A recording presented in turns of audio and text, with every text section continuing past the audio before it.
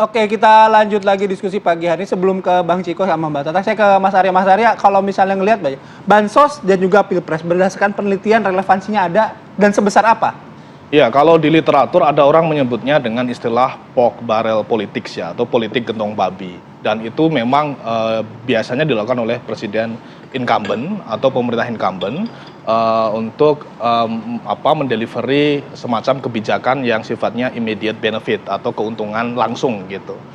Nah, tapi sebenarnya apakah itu bermotif politik atau tidak, ada beberapa indikator ya. Tadi sebagian ada beberapa diskusi dari teman-teman. Nah, pertama adalah apakah distribusi kebijakan yang immediate benefit, entah bansos, BLT kan banyak ya, barangnya bisa cash, bisa juga barang-barang sembako. Nah, itu kurvanya U-curve. Jadi seperti kurva bel gitu. Jadi antara 6 bulan atau setahun sebelum dan setelah pemilu. Nah, jadi dia apakah kurvanya, volumenya dia naik menjelang pemilu menuju puncak dalam minggu-minggu pemilu dan kemudian langsung anjlok setelah pemilu. Itu indikator pertama dalam literatur. Apakah kebijakan populis itu masuk dalam pork barrel politics. Kedua, secara spasial. Apakah, nah ini lebih tajam lagi, apakah distribusinya itu kemudian menyasar kantong-kantong pemilih dengan interest elektoral. Misalnya, apakah distribusi sembako menyasar ke pemilih-pemilih yang berpotensi akan menjadi suara dari pasangan capres-cawapres terkait. Ya, misalnya di tempat Bang Ciko, misalnya di Bandung tidak ada distribusi misalnya. Karena di sana misalnya ada capres yang sudah kuat, tapi ada di Jawa Tengah yang masif, di Jogja yang memang misalnya ada pasangan capres-cawapres yang memang butuh suara di situ. Nah, sehingga dua indikator penting ini perlu kita baca. Sayangnya saya nggak punya data itu. Kalau ada data itu kita bisa kemudian menganalisis lebih lanjut. Tetapi indikator itu penting. Nah, tapi pertanyaan lebih lanjutnya bukan sekedar apakah dia masuk dalam politik gentong babi atau tidak, tetapi kenapa itu dilakukan. Nah, persoalannya di data survei kita ya, di poll tracking, pemilih dengan tingkat pendapatan rendah ya, di bawah 1 juta kita kategorikan, itu sepertiga, sekitar 30% dari total pemilih. Kemudian yang agak naik sedikit, 1 juta sampai 2 jutaan, itu angkanya sekitar 20-an sekian. Jadi kalau di total, pemilih menengah ke bawah itu udah 55%. Jadi lebih dari separuh. Nah, kenapa dalam efek elektoral ada orang menyebutnya dengan istilah electoral clientelism. Jadi clientelistik itu dalam konteks pemilu itu pertukaran antara food and food. Jadi pertukaran antara food barang. Jadi karakter pemilihnya dengan suara. Kalau sudah mendapatkan barang atau uang itu akan memilih. Ya, itu kan sudah apa ya?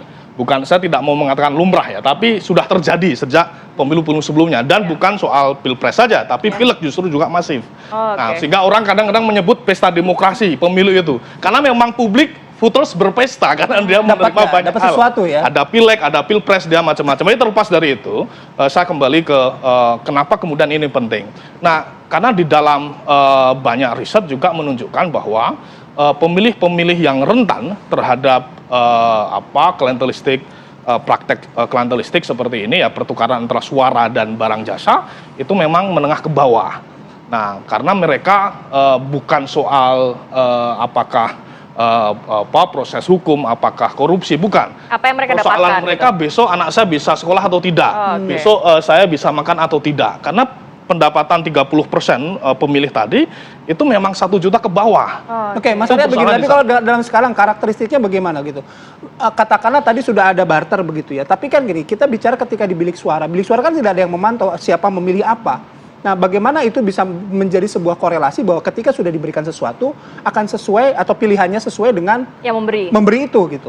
Karena gini, pemilu itu kan proses yang berlangsung reguler ya. Jadi gini, jadi ada yang disebut dengan monitoring isu ya, karena pemilu itu kan dia masuk orang rahasia ya, dia masuk ke bilik suara dan tidak. Tapi perolehan suara di sana itu sangat berpengaruh bagi dalam tanda petik broker. Jadi ada istilah yang disebut dengan brokerage ya. Jadi ada perantara. Nah, jadi jika perolehan suara di sana itu tidak kuat misalnya, berarti indikator di sana ke depan tidak ada bansos lagi. Jadi ada mekanisme monitoring dan sanksi yang bekerja di dalam praktek klientelistik itu. Oke. Jika memang itu klientelistik ya, sekali lagi kita harus kembali apakah indikator dua hal penting tadi, volume dan kemudian sebaran spasialnya memang terbukti. Karena memang suka atau tidak, APBN itu memang diketok di Banggar yang terdiri dari lintas partai yang memang sekarang tersebar ke capres-cawapres. Memang kemudian persoalannya apakah ada kalau di Banggar itu kan ada apa namanya poin-poin clue gitu. Apakah sespesifik itu terkait dengan bansos, kedua momentum distribusinya. Itu yang kemudian penting untuk kita baca. Soal partai tadi karena Mas Arya sudah menyampaikan soal partai ya Bang Ciko dulu nih. Menjawab apa yang disampaikan oleh Putri itu. Kalau misalnya kita partai ya udah ajukan saja, kan ada partai-partai pendukung, stop dulu gitu. Ya kan gampang aja kita bicara soal mekanisme kan itu ya. Tapi kan waktu sangat mepet satu ya kan. Berapa jumlah fraksi yang ada di DPR ya kan, siapa yang menguasai DPR sekarang. Kita semua udah tahu lah siapa berada di mana. Nah, ini hal-hal seperti ini. Tapi kan ini sudah dilakukan dan ini kita udah tahu lah pemerintah di bawah pemerintah kepresidenan Pak Jokowi ini kan kalau udah AA ya kan dia akan fight untuk mengikuti apa yang sudah dia tentukan dan lain-lain. Nah, ini tapi menarik tadi yang dikatakan ya kan, pertanyaannya tadi apakah itu bisa food for vote ya kan, makanan atau materi untuk vote gitu kan, apa yang bisa menjamin. Nah itu tadi yang kenapa disebut ada terstruktur, sistematis dan masif ya, itu kan biasanya hanya bisa dilakukan oleh penguasa kecurangan-curangan seperti itu, dan itu instrumennya banyak, instrumennya bukan hanya food for vote ya kan, ada tadi brokerage, ada juga intimidasi, ada juga penggunaan aparat dan lain-lain ya kan, pengancaman kalau kamu nggak milih dan lain-lain itu. Nah ini sedang terjadi. Ini yang dirasakan oleh masyarakat, bukan oleh dirasakan oleh Ciko Hakim aja gitu. Dan semua tahu, Putri pun tahu di bawah seperti apa terjadinya. Apalagi dia caleg yang sering banget turun ke dapilnya Purwakarta ya. Pilih ya. Jadi intinya bicara soal kekuasaan, penguasa kan partai Anda juga penguasa, Bang. PDIP juga penguasa. Penguasa tuh berapa sih? 50/1. Ya kan, berapa persen sih menteri kami ada di situ gitu kan, apa betul kami penguasa ya kan. Ini pertanyaannya, itu kan semua kata-kata orang aja. PDI kan sedang berkuasa bagaimana, berapa persen kekuasaan di Indonesia itu gimana, menang pemilu itu apakah menang 50% plus 1, nggak ada single majority kok, kalau dikeroyok oleh sekian 60%-nya udah selesai dong ya kan. Kan itu, ini kan hal-hal yang sepertinya masyarakat selalu berpikir seperti itu, tapi itu salah. Baik, saya mau ke Mbak Tata. Kalau melihat tadi juga komentar dari Mas Ciko dan juga data-data juga riset yang dilakukan oleh Mas dari indikator Poltreking Indonesia. Nah, kalau melihat Anda sejalan dengan komentar Mas Ciko bahwa sebenarnya bansos ini bisa dipolitisasi dengan banyaknya indikator, salah satunya adalah karakter pemilih kita yang agak rasa ada segannya kalau tidak memilih padahal sudah diberikan sesuatu. Ya, ini politisasi. Jadi kalau suap ya biasanya yang dilarang oleh KPU itu adalah barang atau uang dari caleg atau capres langsung kepada pemilih dengan uang mereka sendiri ya. Tapi kalau ini yang lebih parah lagi adalah dengan uang APBN kan gitu, uang rakyat. Uang rakyat itu yang kemudian menjadi parah. Kenapa tadi yang dikatakan Mbak Putri bahwa rapelan hal biasa ya, tapi itu karena kedaruratan. Jadi misalnya kedaruratannya adalah naiknya BBM. Pertanyaannya sekarang kedaruratannya apa? Nggak ada. Apakah pemilu bisa disebut sebagai kedaruratan? Enggak kan? Nah yang lebih parah lagi secara anggaran ya, anggaran keseluruhan bansos pada tahun 2024 itu hampir atau nyaris sama dengan tahun 2020 di mana waktu itu habis-habisan kita kena COVID. Ada apa dengan 2024? Kenapa anggarannya bisa fantastis 496 ya, hanya kurang 2 triliun saja daripada tahun 2020 kan gitu. Itu yang pertama indikasi. Kemudian indikasi yang kedua, bansos ini kan persoalan normal yang biasanya dibagikan oleh RT, ya kan? RT sudah.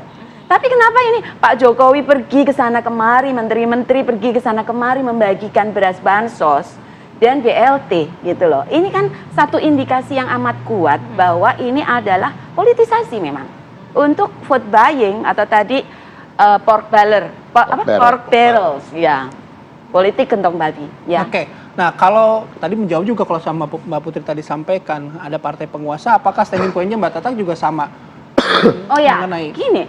Jadi selain tadi Mas Ciko mengatakan ada mekanisme dan sebagainya, kan masyarakat sipil juga sudah ribut. Jadi ada ICW, ada 5 ya, ada banyak yang meminta sebenarnya bansos ini ditunda, dan juga beberapa partai politik sudah ngomong juga di media ya kan. Tetapi kan ini kalau mekanisme harus formal dan sebagainya kan takes time. Tapi sebenarnya kan kalau mendengar suara masyarakat sipil secara langsung, itu kan ini menjadi persoalan serius yang ada di masyarakat. Oke, tapi kalaupun misalnya ditunda agak repot juga Mbak. Begini, pertama bansos itu memang hak ya, hak masyarakat yang mereka memiliki hak untuk itu. Kalaupun misalnya ditunda, apakah itu tidak jadi menghilangkan hak mereka begitu? Ya, jadi bansos itu kan ada dua. Ada bansos yang rutin, seperti tadi disampaikan untuk menghilangkan kemiskinan dan sebagainya.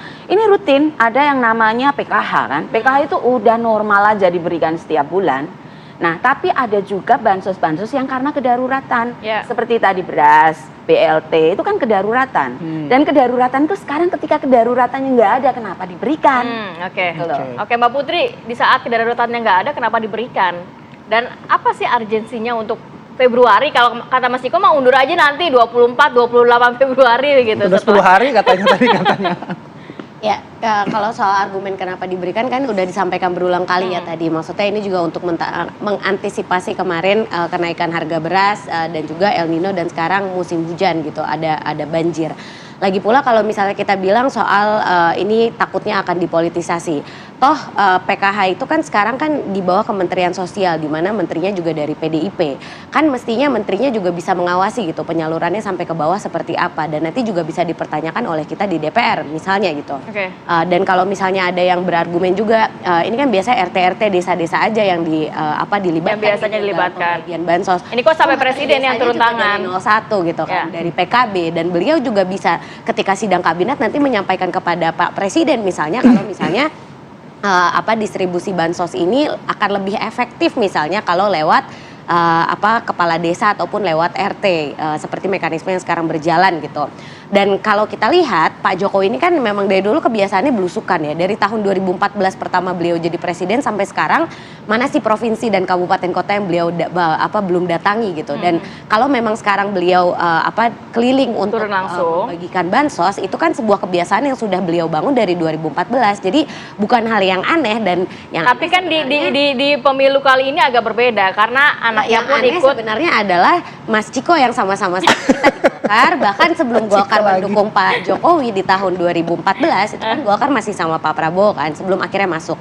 Berarti kan lamaan Mas Ciko nih kan sama Pak Jokowi, udah kampanye bareng, turun bareng, melihat langsung bagaimana beliau suka sekali tatap muka langsung sama masyarakat ke pelosok-pelosok. Terus sekarang mempertanyakan kenapa presidennya masih berperilaku yang aneh itu kenapa nggak Putri Komarudin jadi cawapres, kenapa Gibran? Dia kan pinter kan, dengerin dari tadi dia ngomong cerdas banget. Kenapa bukan dia? Ya kan kenapa bisa Gibran? Itu yang aneh. Itu soal kedaruratan. Jadi soal kedaruratan apa? Kalau kedaruratan tadi memang ada bansos kan ada dua. Yang satu ketika harus memenuhi unsur kedaruratan. Kedaruratan yang sekarang itu apa, Mbak Putri? Urgent banget apa gitu? Kalau misalnya kita lihat ya, kemarin efek dari El Nino ini banyak sekali masyarakat yang akhirnya mengeluhkan kenaikan harga beras gitu kan. Tapi itu kan tiap tahun terjadi Mbak Putri. Kenaikan harga bahan pokok beras gitu kan, maksudnya yang dibagi. Udah biarin dia menyelesaikan tugasnya dia lagi.